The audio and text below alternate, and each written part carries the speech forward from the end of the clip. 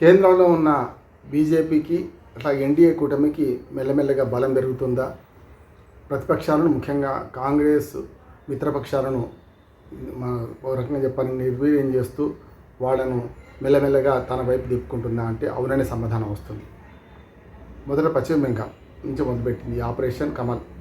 పశ్చిమ బెంగాల్లో మొన్న మమతా బెనర్జీ ఓడిపోయిన తర్వాత ఆమెకు సంబంధించిన 29 మంది లోక్సభ సభ్యుల్లో 20 మందిని ఇటువైపు తిప్పుకోవడం పూర్తిగా ఇంకా కాలేదు, కానీ అది ఆ వైపు ఉంది. ఆ రకంగానే మరి రాజ్యసభ సభ్యులలో కూడా 9 మందిలో 6 తిప్పుకొని ప్రయత్నం చేయడం, ఈ 13 మందిలో 9 మంది తిప్పుకొని ప్రయత్నం చేయడం, ఇవన్నీ చూస్తున్నాం మనం. రెండో ఆపరేషన్ కమల్ ఏంటంటే మనకు తమిళనాడులో ఒక రకంగా చెప్పాలంటే కాంగ్రెస్ స్వయంకృత అపరాధం వల్ల డిఎంకే ఇటువైపు వచ్చే అవకాశం ఉంది. గతంలో డిఎంకే కానీ తృణమూల్ కాంగ్రెస్ కానీ బీజేపీకి మిత్రులే కదా. గతంలో మనం ఏమనేవాళ్ళం అంటే మాయా, మమత, జయ అనేవాళ్ళం. మాయావతి ఏమో ఉత్తరప్రదేశ్లో, ఏది ఈ ముగ్గురు అటు కాంగ్రెస్ ఇటు బీజేపీ మీద నాటకాలు ఆడుతూ పెద్ద ఎత్తున రకరకాలుగా ఇటు నుంచి అటు నుంచి ప్రభుత్వాలు పడగొట్టిన సందర్భాలు కూడా చూసినాం మనం. మాయావతి ఇప్పుడేమో మిత్రపక్షం బీజేపీకి బాగా నిర్వీర్యం అయిపోయింది ఒక రకంగా చెప్పాలంటే. మమతా బెనర్జీ ఏమో మరి ఒకనాడు మిత్రపక్షం, తర్వాత కాంగ్రెస్తో కలిసి వ్యతిరేకంగా కలిసి రకరకాల ప్రయత్నం చేసింది. మూడోది ఏంది డిఎంకే కూడా గతంలో మిత్రపక్షంగా ఉండే మన బీజేపీకి. కనుక ఇవాళ కాంగ్రెస్ మొన్న 5 సభ్యులతో తీసుకొని కాంగ్రెస్ ఎమ్మెల్యేలు తీసుకొని విజయ్ ప్రభుత్వం ఏర్పాటు చేయడంలో సహకరించింది కనుక అక్కడ సమస్య వచ్చింది. కనుక ఇప్పుడు డిఎంకే డైరెక్ట్గా చేరకపోవచ్చు. మమతా బెనర్జీ మొండి మనిషి ఎట్లా చేరదు కనుక అందులో నుంచి చీలిస్తే అయిపోయింది. కానీ డిఎంకేని చీల్చారు. డిఎంకే విషయం ఏంటంటే పరోక్షంగా మద్దతు ఇస్తుంది బీజేపీకి. పొద్దున మహిళా బిల్లు కానీ డిలిమిటేషన్ బిల్లు వస్తే 2/3 మెజారిటీ కావాలంటే 22 మంది డిఎంకే సభ్యులు ఉన్నారు. బయటకు వెళ్ళిపోతే సరిపోతుంది. మెజారిటీ ఆల్మోస్ట్ ఆల్ ఈ 362 బదులు ఇంకా తక్కువ, అంటే వాళ్ళు 20 పోయింది అనుకోండి, ఆటోమేటిక్గా 2/3 మెజారిటీ ఇంకో 15 మంది తక్కువ ఏం కాదు, సమస్య లేదు. కనుక ఈ ప్రయత్నం చేస్తున్న అవకాశం ఉందని నేను అనుకుంటున్నాను. ఇక మూడోది శివసేన యూబీటీని చీల్చడం అయిపోయింది. వాళ్ళు వేరే కూర్చుంటామన్నారు. వెంటనే వాళ్ళు మేము మన పార్టీ మారినట్టు చెప్పారు. మేము పార్టీ ఫిరాయించుడు కాదు, ఇది ఫిరాయింపుల చట్టకి ఇది రాదని చెప్పి స్పీకర్కి ఇచ్చారు. ఆల్రెడీ స్పీకర్ అంగీకరించారు. 9 మందిలో 6 మన ఎంపీలు శివసేన యూబీటీ వాళ్ళు ఆల్మోస్ట్ ఆల్ తిరుగుబాటు బావట ఎగిరేసినట్టే మేము బీజేపీకి మద్దతు ఇస్తామని డైరెక్ట్ చెప్తున్నారు వాళ్ళు. దీనిలో ఉండగా మనకు ఉత్తరప్రదేశ్లో చూసుకుంటే మరి సమాజ్వాదీ పార్టీ కూడా చీలిక దిశగా ఉందంటున్నారు. అదేం లేదు, సమస్య లేదు, అంత పుకారి అని అంటున్నారు. కనుక ఈ 4 పార్టీలను అంటే సమాజ్వాదీ పార్టీ, డిఎంకే, అట్లా తృణమూల్ కాంగ్రెస్, శివసేన, అట్లాగే ఎన్సీపీ కూడా 5వ పార్టీ. ఎన్సీపీ కూడా మెల్లమెల్లగా శరద్ పవార్ ఇటువైపు వచ్చే అవకాశం ఉందంటున్నారు. అందులో చీలుతారు. శరద్ పవార్ వర్గం నుంచి అట్లా అజిత్ పవార్ వర్గం చీలిపోయి ఇప్పుడు బీజేపీ మద్దతు ఇస్తున్నారు. శరద్ పవార్ వర్గం నుంచి కూడా చీలిపోయి ఇటు మన బీజేపీ మద్దతు ఇచ్చే అవకాశం ఉందంటున్నారు. కనుక బేరసి 362 సీట్లకు తక్కువ ఉంటాయి. కనుక డిఎంకే కనుక తలుచుకుంటే ఖచ్చితంగా మహిళా బిల్లు, డిలిమిటేషన్ బిల్లు పాస్ అయ్యే అవకాశం ఉంది. 2/3 మెజార్టీతో పాస్ అయ్యే అవకాశం ఉంది. దానివైపు పావులు కదుపుతున్నారు. అట్లాగే రాజ్యసభలో 4 వైసీపీ ఎంపీలు, 4 ఏమో ఇటు పక్కన బీఆర్ఎస్ ఎంపీలు ఉన్నారు. వాళ్ళు ఎట్లా 2 కూటములు లేరు కనుక వాళ్ళు ఖచ్చితంగా బీజేపీ మద్దతు ఇచ్చే అవకాశం ఉంటుంది. మహిళా బిల్లు కదా అని దాని మీద. రెండోది ఏంటంటే మరి 4 బీజేపీ మన వైసీపీ సభ్యులు లోక్సభలో ఉన్నారు. వాళ్ళు మొన్న మహిళా బిల్లుకు వాళ్ళు కూడా ఓటేశారు. ఇంకో 7 మంది ఇండిపెండెంట్లు, ఇతర చిన్న పార్టీల వాళ్ళు ఉన్నారు.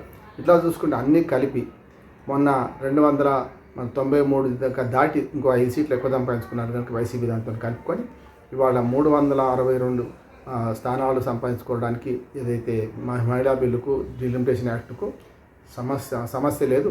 ఏదైనా సరే చీలుస్తారా లేకుంటే మద్దతు తీసుకుంటారా? మొత్తం మీద 3 ఏమో చీలిక, 4 పార్టీలు చీలిక దిశగా ఉన్నాయి.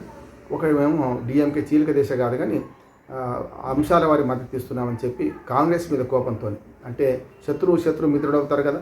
కాంగ్రెస్ నూతన శత్రువు ఇప్పుడు, అంటే 5 మంది ఎమ్మెల్యేలతో విజయ్తో కలిసింది కనుక కాంగ్రెస్ నూతన శత్రువు. అట్లాగే దాదాపు 4 దశాబ్దాల అనుబంధాన్ని తెంచుకున్నది, 3 దశాబ్దాల అనుబంధాన్ని తెంచుకున్నది కదా. అందుకని దానికి సరైన బుద్ధి చెప్పాలని చెప్పి డిఎంకే బీజేపీతో పూర్తిగా కలవకపోయినా గైర్హాజరు ద్వారా కూడా తాను బీజేపీ అనుకున్న పని కాగల కార్యం గంధర్వులే తీరుస్తారన్నట్టు చేసే అవకాశం ఉంది.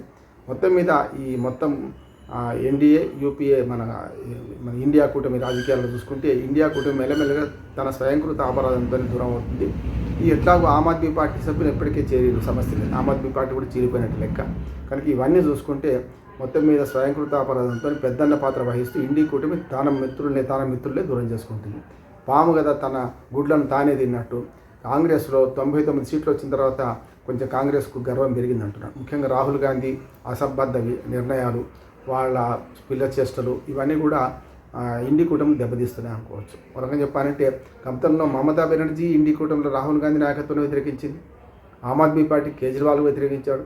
ఒక్క డిఎంకే పార్టీ మంచిగా సపోర్ట్ చేసింది. నిజంగా చెప్పాలంటే దక్షిణాది పార్టీగా డిఎంకే కాంగ్రెస్కు ముఖ్యంగా రాహుల్ గాంధీ నాయకత్వానికి పూర్తి సపోర్ట్ చేసింది.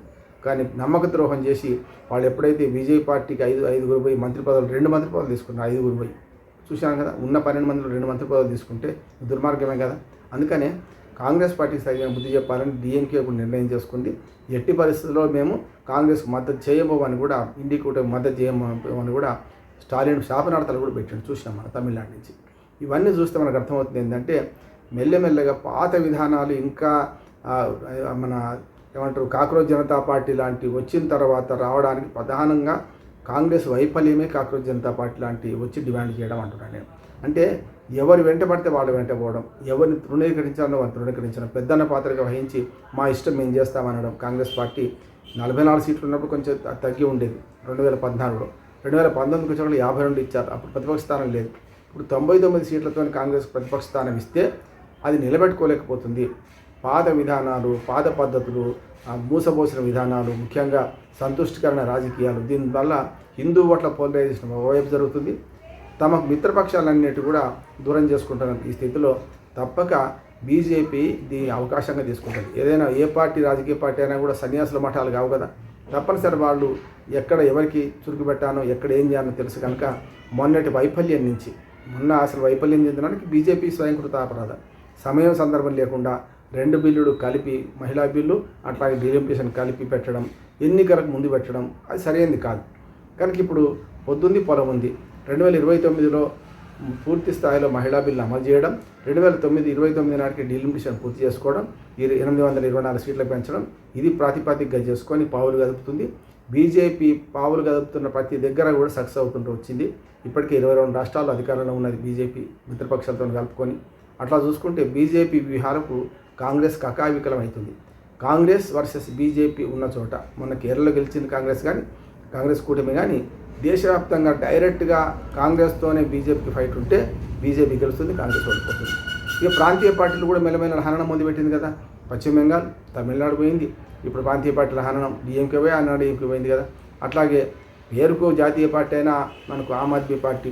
అట్లాగే ప్రాంతీయ పార్టీల విషయానికి వస్తే ఇప్పటికే ఎంబీటీని చీల్చింది. ఇటు పక్కన మన శివసేనను పూర్తి అసలైన శివసేనను చీల్చింది. మళ్ళీ అట్లాగే ఎన్సీపీని చీల్చింది. కనుక ప్రాంతీయ పార్టీల చీలికలో మిగిలింది ఒక్కటే పెద్దది.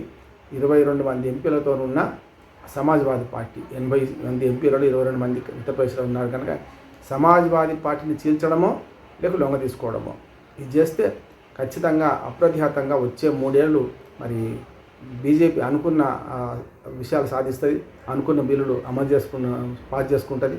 ఈ వైపుగానే పోతుంది. ప్రతిపక్షాలు నిర్వీర్యం కావడానికి ప్రధానంగా దోషి ఎవరిని పెట్టవచ్చు అంటే కాంగ్రెస్ పార్టీనే.